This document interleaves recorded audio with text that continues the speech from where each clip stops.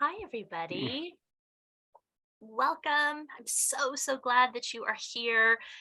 I'm Amy Rodquist-Kodet. I am a health coach and wellness specialist for UK Health and Wellness. I recognize a few names out there, so good to see you again. And Azetta and Jamie, thanks for having me. My colleague Jackie Carroll was supposed to be with me today, and we were going to tag team this together, but she got double booked and is teaching another session right now. And so it's just going to be me. But at the end, I'm going to talk a little bit more about resources and ways that you can connect with both of us, as well as a whole team of other folks out there to support you. So welcome. We are going to be talking about support and compassionate resources for caregivers. I told Zeta as we were chatting a few minutes before we started, I am here with you in the trenches. I am a health coach, as I mentioned, for UK Health and Wellness. I also am a mom of twin toddlers. They just turned 3 last week. I have a teenager who is 15. Everybody is sick this week at our house, so we are like in it. And we're also part-time caregivers for my mother-in-law who has Alzheimer's, and we just put her into an assisted living home about a month ago. And so the changes are really happening pretty quickly in that world as well. And so I'm really feeling that push, right? That sandwich generation. I know some of you are feeling that as well. And so today, I just want you to know that we're in this together.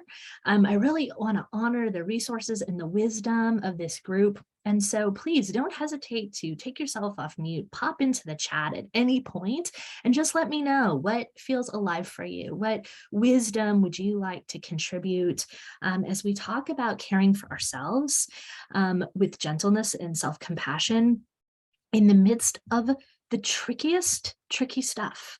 I would say that self-compassion is one of the tools that I probably lean on the most. It's definitely within the top 2 or 3.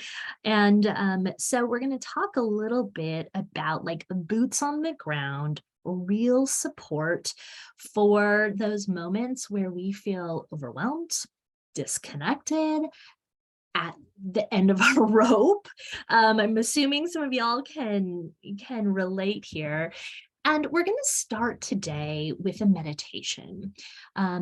And this work comes from Chris Germer and Kristen Neff. They are really some of the primary researchers around this concept and tool of self-compassion, this idea of caring for ourselves like a kind and trusted friend, the way that we would care for our loved one in the midst of the tough stuff.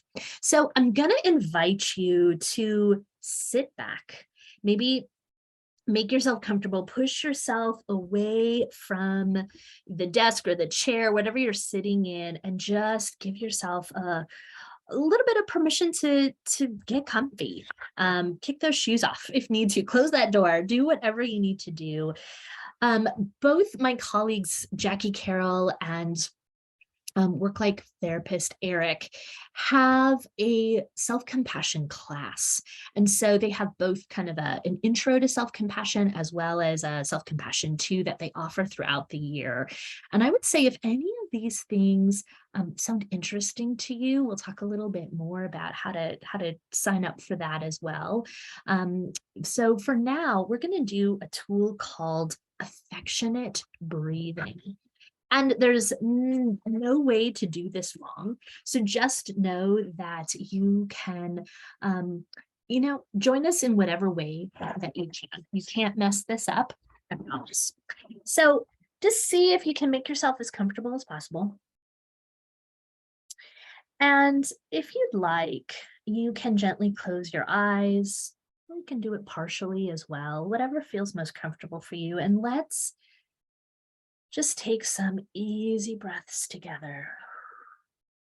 Really breathing in and breathing out at whatever pace feels good for your body right here, right now. See if you can release some of that tension that might be bubbling up in your neck and in your shoulders. And if you'd like, try placing a hand over your heart.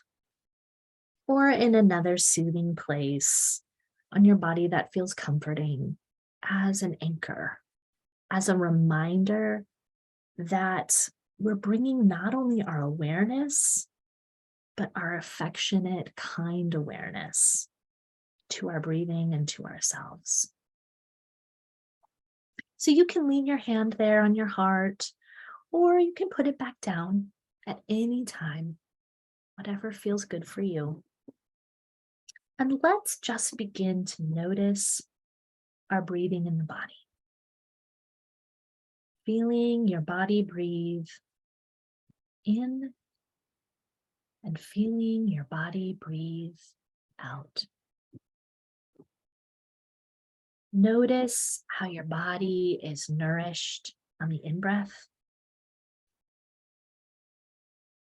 And notice how it relaxes and releases with the out-breath. And see if you can just let your body breathe you. There's nothing you need to do. Just allow your body to find its natural rhythm of the breath. Start to notice the rhythm flowing in and flowing out. Taking some time to feel that natural, spacious rhythm of your breath.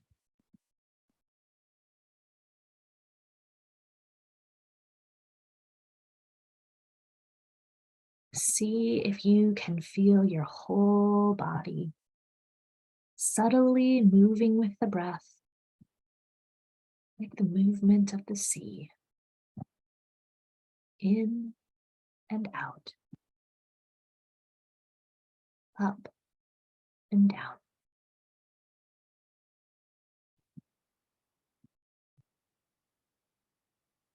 And your mind will naturally wander like a curious child or a little puppy. And when that happens, just gently return to the rhythm of the breath. Breathing in and out.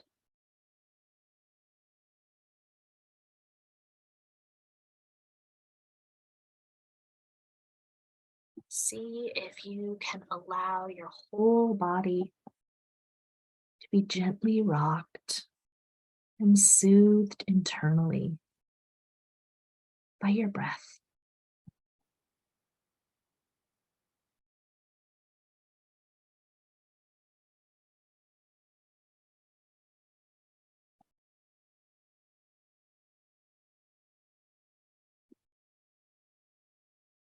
And if it feels right, you can give yourself over to your breathing. Letting your breathing be all that there is. Just breathing, being, breathing.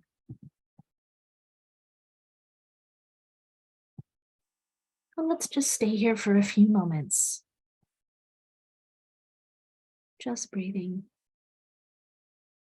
letting your body breathe you.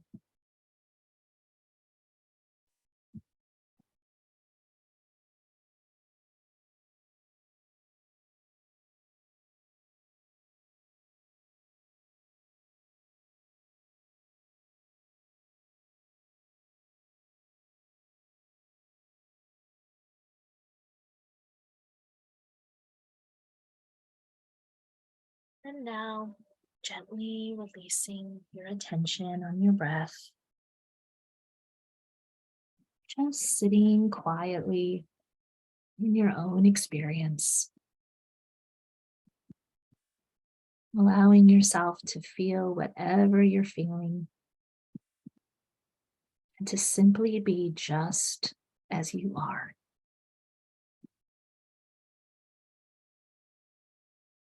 And when you're ready, you can slowly and gently Come on back and open your eyes.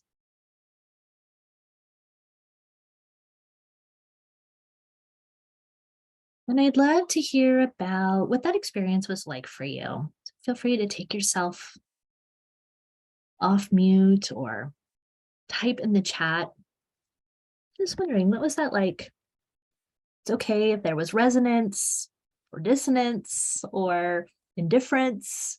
There's no right or wrong way to do this. What was your experience like?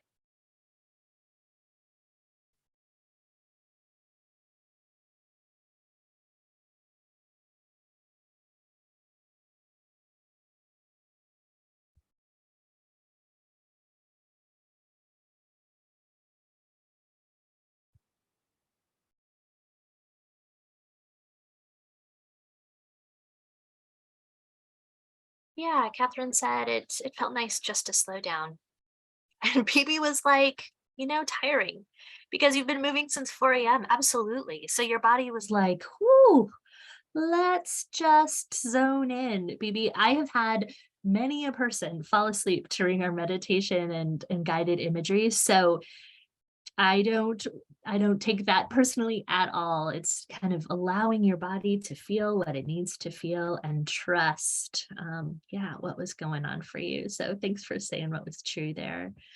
Samantha was saying it felt relaxing, even though I had a hard time staying focused. Absolutely, Samantha. I totally relate with that. I think oftentimes we think that during these kind of guided imageries that our brains are supposed to be quiet and still, and that just does not, that's not the reality of even the most, practiced meditators. Just knowing that that process is to relax, to focus on the breath and our mind, like you've heard it called a monkey mind, or, as you're talking about, like a curious child or a puppy, right?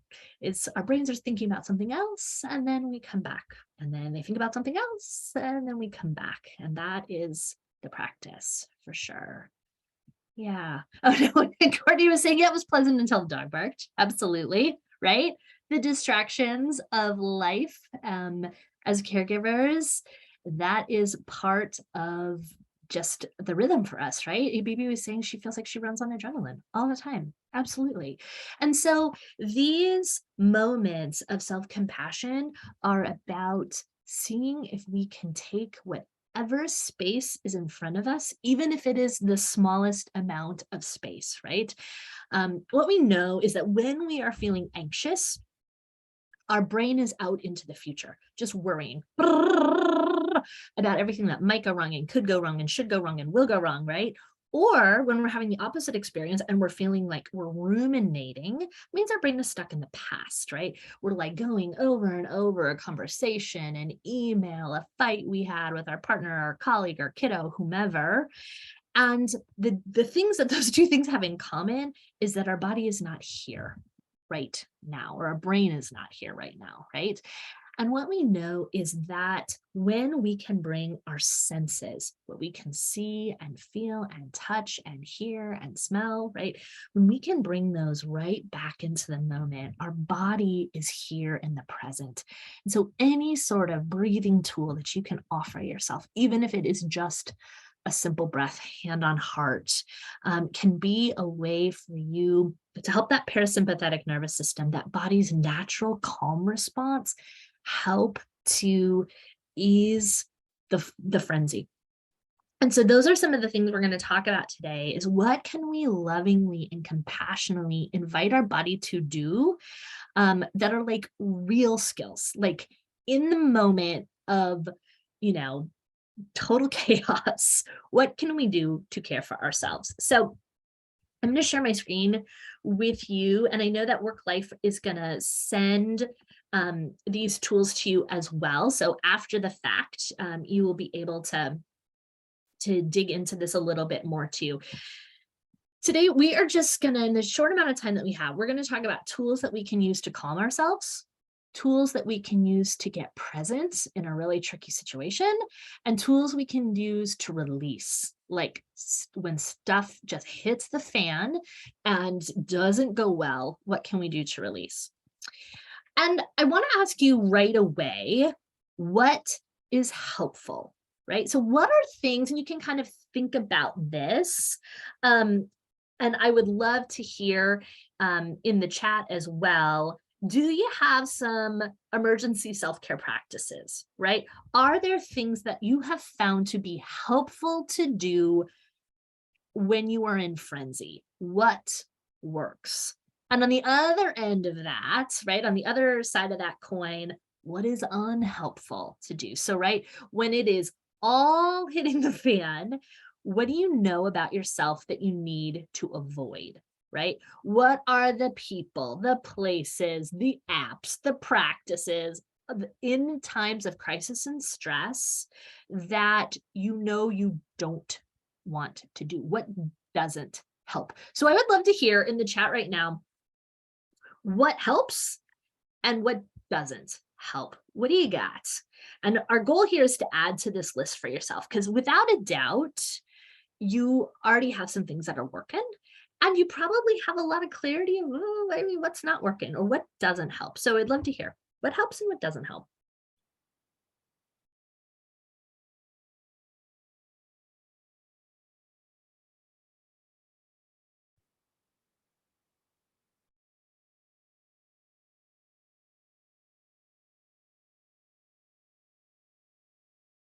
Yeah, so Gail's saying and use breathing exercises when the anxieties flare up. Beautiful. Getting angry doesn't help, right?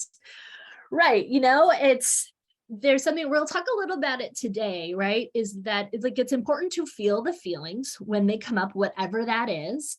But when we get stuck there, then you're right. Then it's like a slippery spot that it's just, then we get really entrenched. So we'll talk a little bit about how to release that. BB was saying, stop and get hugs from the kiddos for sure. And for some reason, the human touch from them calms me down.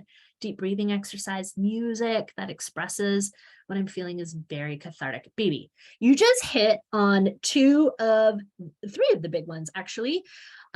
So, and I'll reference this a little bit in what we're talking about, but a really favorite book of mine is called Burnout, and it talks a lot about the stress cycle and what can we do to help our body move through these experiences of stressors. Music is a big one. Physical touch from people that are safe, and animals also count, right? It actually helps to reduce those stress hormones and increase kind of the positive feelings of dopamine. So that's huge. Taking a walk, meditation, breath work, beautiful, all of those things. Yeah, Catherine was saying to get away from the stressor if possible. Beautiful. Like those healthy distances, healthy distractions. Absolutely. Taking a drive, a bath, a shower, clean. Courtney, I am with you. I I had a neighbor at the house we lived at before this one who actually said to me at one point, are you okay? I hear you vacuuming a lot. My husband calls it rage vacuuming, right? Like it's like something I can do that's like instant gratification. Power to the cleaners out there for sure. Yeah, I love it. I love it. Okay. Rage cleaning. Yes. Thank you, baby. I'm feeling known here for sure. What else doesn't work? What else do you know is like when you are in it? What do you know isn't helpful? What do you need to avoid? Drinking. Yeah. Right. Any of those overindulgent pieces, right? The things we use to like escape, right? The drinking, the like impulsive shopping, the impulsive eating, right? There's nothing wrong with shopping. There's nothing wrong with, moderated drinking, the eating, whatever. It's when we are using those things in excess to escape. Yeah, things can get and spin and spiral pretty quick for sure. Yeah, beautiful. So let's talk more about, someone trying to help me calm down. Right? When they're saying, calm down, why didn't you just calm down? So help me. Super not helpful, right? In the history of all humanity, I don't think anybody calmed down by being told to calm down, right? Like, doesn't help, just a trigger. Yeah, for sure. All right, so I'm hoping that at the end of our conversation today, you can add some more things to your list. So let's talk first about calming. So this idea of calming and centering is what can we do to create this intentional space for us between that stimulus and response, right? This idea of like when that really difficult thing happens, when whatever the dumpster fire is, there's this little bit of space in between when the stimulus happens and our response to the stimulus. And our goal here is to stretch out that space just a little bit more in order to kind of respond in a way that's in line with our values, that's in line with who we are and who we want to be. Without a doubt, the breath is going to be one of your most powerful tools. And any sort of breath work that manipulates the exhale or the holding, that is where the magic happens. I used to think that the magic was in the inhale, and the inhale is for sure important. But what we know is that when we are able to have a hold in there or have some sort of exhale that's longer. So for instance, one of my favorite tools is the 4-7-8 breath. It's inhaling for 4, holding for 7, exhaling for 8, right? We're also going to practice something called square breathing in a few moments. That is that idea of inhaling for 4, holding for 4, exhaling for 4, holding for 4, right? So it doesn't have to be fancy, but the goal here is any sort of breath work, breath tool that you've got available or that you want to grow and cultivate is going to be helpful. The kicker is that you cannot just use it when you are like at a level 10 distress, right? It's not going to be real effective. What you want to be able to do is practice it. So if you can practice that breath tool every day, even a couple times a day, it is going to be way more supportive for you when you need it the most than if you don't use it for months and then quickly try to hold on to it quickly. Oh, beautiful, Samantha. I love that. So she was saying that she picked up a decal for her car that has like the S, I'm assuming, for stimulus, and then the space, and then there are. Beautiful. I love that. Samantha, if you want to just put where you got that into the chat, I would love to know because that is pretty cool. Etsy, of course. Of course. Okay, cool. I may need to look into that. So like I said, we're going to practice a little bit of breathing in the moment. If you are interested in any sort of mindfulness or breathing tools, we've got quite a bit of support for you, a lot of it free at UK Health and Wellness. We have a mindfulness-based stress reduction class that's offered quarterly. We have a Koru class taught by my colleague, Jackie Carroll, which is kind of like I would say if MBSR, if that mindfulness-based stress reduction, that's kind of like a deep dive into breathing and mindfulness. Koru is I would say just kind of like a shallow wade into mindfulness. So both of those tools can be really, really helpful for you. One account that I follow on Instagram that I think is fabulous is Dr. Susan David. She is a psychologist at Harvard. She talks about how when we feel that pressure to be happy, right, that we actually inhibit our body's natural ability to allow ourselves to feel the difficult feelings and thoughts, right? When we have this belief of like, I shouldn't feel sad as a caregiver, I shouldn't feel overwhelmed, I shouldn't feel resentful, I shouldn't feel so pissy at, this beloved toddler that is driving me mental right now or whatever, right? So when we try to push that aside, what Dr. David's research suggests is that it leads to greater unhappiness and in the long run can really cause a lot more of anxiety and disconnection. So what do we do? And we're going to talk a little bit more about this in a moment too, but one of the most powerful things that we can do is name our feelings and allow them to be here. So that first piece is saying, yeah, man, I am noticing that a part of me feels so anxious right now, or a part of me feels so mad or so jealous or whatever the case may be. And I'm specifically using the language a part of me, because often when we say like I am or I feel so pissy, right? We can sometimes like over attach ourselves or kind of feel like all of us feels that way. And what we know is that even that subtle language of a part of me feels this way can really help give us some spaciousness, right? The second piece is recognizing that our thoughts and emotions are like weather. And I love this imagery, right? And that we ourselves are the sky. And so knowing that the grief, the overwhelm, the joy, the fear, the excitement, all of those emotions are moving through us, right? And just allowing those things to be there, knowing that they will pass and that they aren't, no feeling is permanent, no feeling will last forever, even the most difficult ones.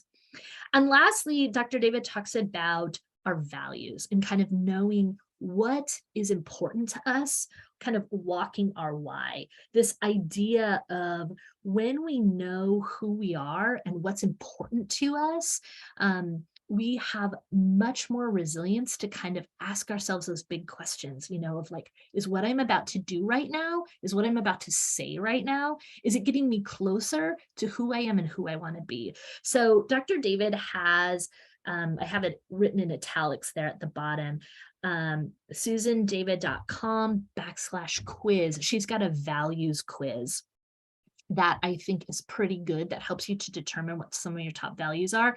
This is a piece that I do a lot for clients, is help them figure out what their values are. And Izetta and Jamie, I will send you all a values worksheet that I put together that I use for a lot of my clients. We'll attach that too, that folks can recognize and kind of figure out pretty quickly what is a value.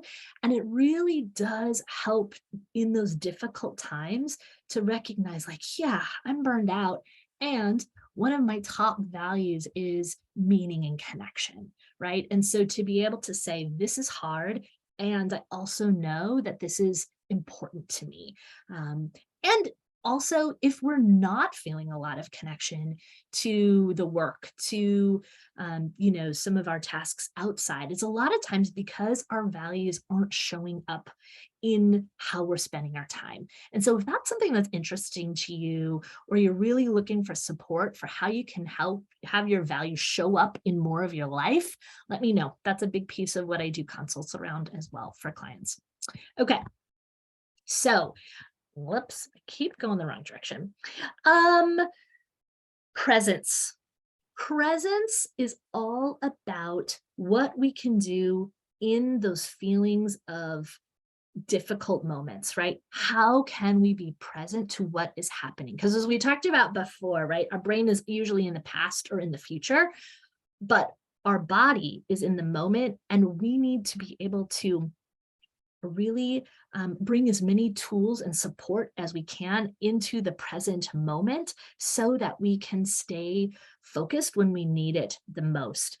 And I have found that having some sort of motto, some sort of kind of anchor for ourselves, whether that be a phrase, whether that be a tagline, some sort of like sacred text, poem, whatever that might feel important to you, is so helpful. So for instance, a big mantra that I've been using lately, this comes from Dr. Becky Kennedy. She is a psychologist. I love to follow her on Instagram. She's got a great podcast, and she talks about a motto that's really helped me. And it's quite simply this feels hard because it is hard, not because I'm doing anything wrong.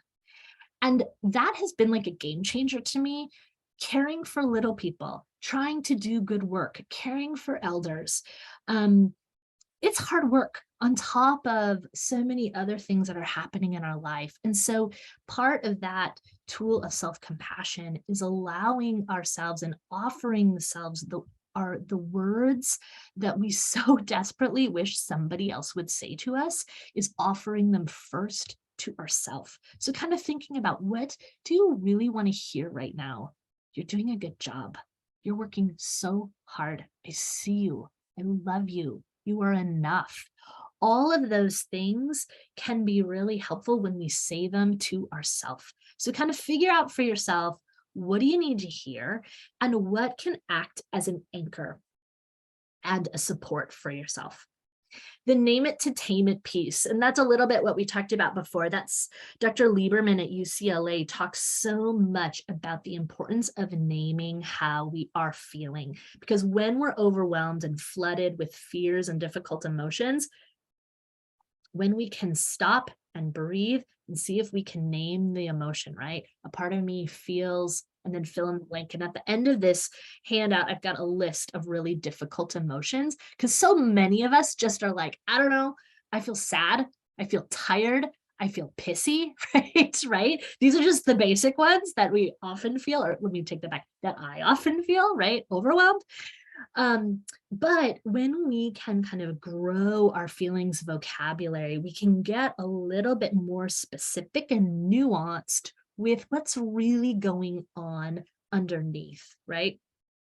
So that's a huge one, is figuring out in the moment when you're noticing, something is off. What is it? What are you feeling? And naming it and getting practice naming it is huge. It's another awesome thing to teach your kiddos, right? Is practice, helping them practice and reflect back to them what they might be feeling.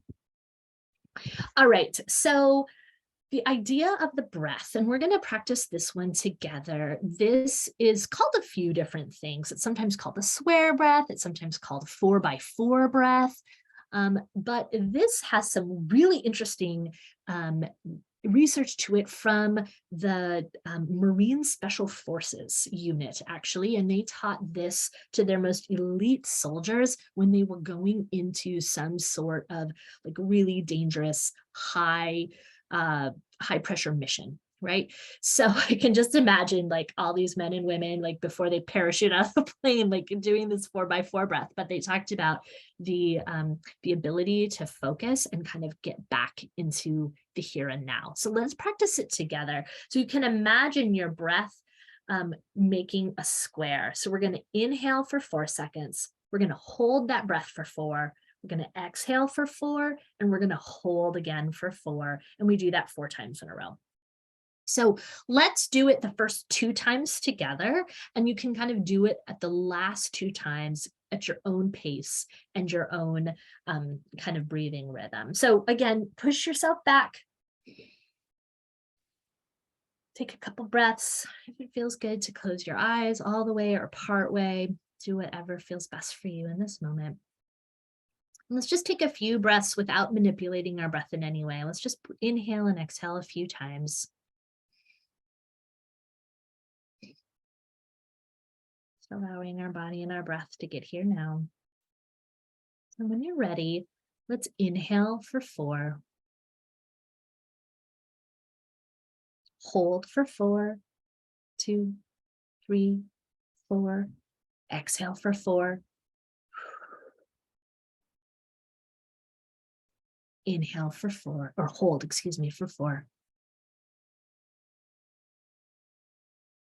And again, inhale for 4. Hold.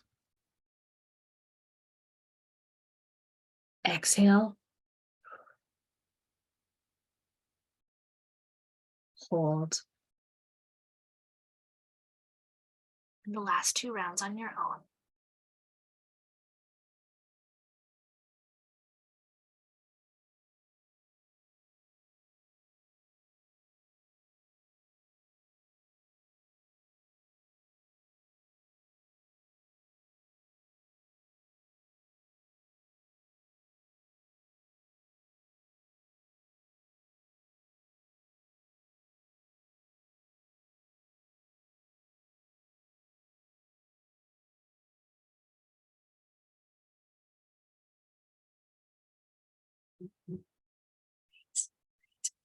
So come on back.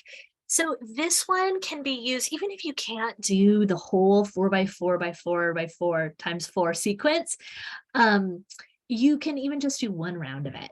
And like I said, the more you practice it, the more ease-filled this is going to feel and is going to be more available for you when you need it the most. So that's the 4x4 breath.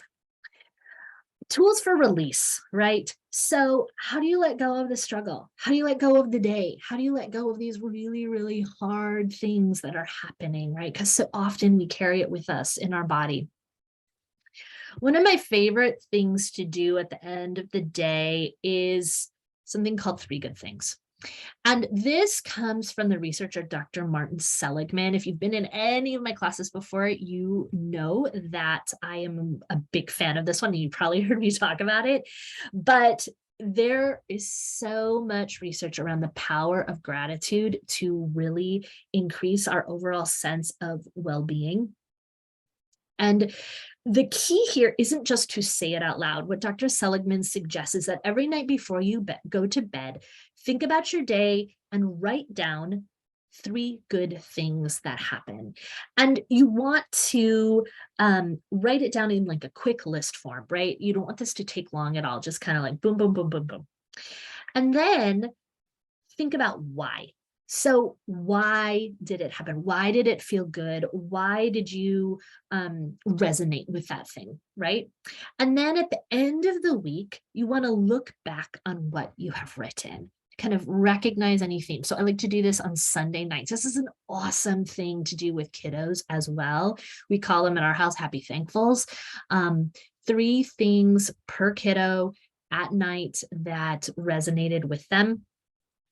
And what Dr. Seligman found is that after 1 week, participants found that they were about 2% happier. If they kept up with it, happiness levels rose to 5% at the end of a month and 9% at the end of 6 months. You don't have to do this perfectly. It doesn't have to be done every single day for you to get the same benefits, but a consistent gratitude practice, what it does is it helps to rewire the brain. And what we know is that negative experiences stick to the brain like Velcro, and positive ones slide off like Teflon. And so what this does is it helps to create little hooks in your brain to recognize and hold on to the good. I already mentioned a little bit about completing the body's stress cycle. Definitely check out this book, get it from the library. They're on a few different podcasts that I've listened to as well. Some of the things that we know is that 6 evidence-based strategies for helping our bodies move through stress, physical activity at the top of the list, because our bodies are experiencing biological stressors, and they hold it in the body, releasing it through the body is one of the very best ways to move through the stress cycle. Positive social interactions, creativity, right? Finding things that you love to do that invite a sense of creativity and awe. Laughter, huge, huge, huge. On the flip side of that, crying is an important way to help our body move through our stress cycle. Physical affection, that hugging, that laughter, that playing with kiddos, partner, animals, for sure, helpful, as well as deep breathing, right? So check out some of those ways to support yourself, as that can be helpful. And lastly is calling for reinforcements. And on behalf of like UK Health and Wellness and Work Life, we have a lot of free tools and experts that are here to support you. So myself, as well as Jackie Carroll, we are health coaches and are available to help you, support you one-time sessions. Those are what we call consults, as well as ongoing sessions. Maybe you've got a bigger well-being or stress goal, sleep goal, boundaries goal, caregiver goal that you really are having a tough time getting traction on. We can help you, support you with that. Our therapists, you get 5 free therapy sessions every fiscal year. So starting July 1 through the end of June, you got 5, and then you get 5 more starting July 1 again. So I've used them personally and professionally. They are skillful and so, so helpful, especially if you're looking for more ongoing therapy, but maybe it's a really long wait list, right? Having this, kind of this bridge to support yourself in the immediate can be really, really helpful. We have amazing dietitians. Both Karen and Vanessa are awesome and super non-judgy. So maybe you're looking for support with how you're eating, or maybe you've got some, some tricky food stuff that's coming up for you. They have an amazing intuitive eating course. They both are really, really good at kind of helping kind of those creative ideas to eat more healthful foods when you don't have a lot of time. Our exercise physiologists, both Carrie and Ryan, are awesome. Maybe you want to move more, but you're dealing with an injury, or you haven't been to the gym in 1,000 years and you don't even know where to start. Or maybe you've reached a plateau and you want to take it to the next level, or you want to train for something. Reach out with a free consult with Carrie and Ryan. They're great.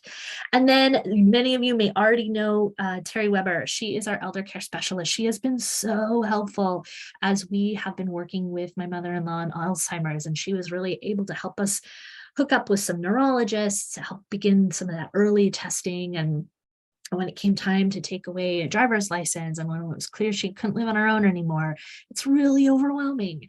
And so Terry is just an amazing guide if you have elders in your life that maybe you're caring for and you're just not quite sure where to turn. They've also got a great support group. So reach out to Terry as a way to support yourself in that. So I wanted to stop there and ask what questions are bubbling up for you. What support are you needing?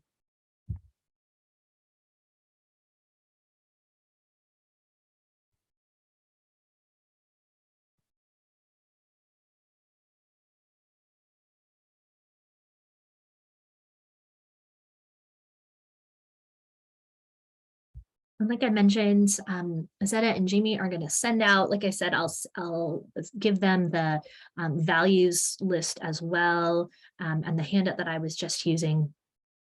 And if we can support you, any of us here at UK Health and Wellness or Work Life, don't hesitate to reach out. We are we are here and available, and want to make sure that you have the care that you need in the midst of all that might be whirling and swirling for you. So thank you so much for being here today. And Jamie and Azetta, I'll hand it back to you.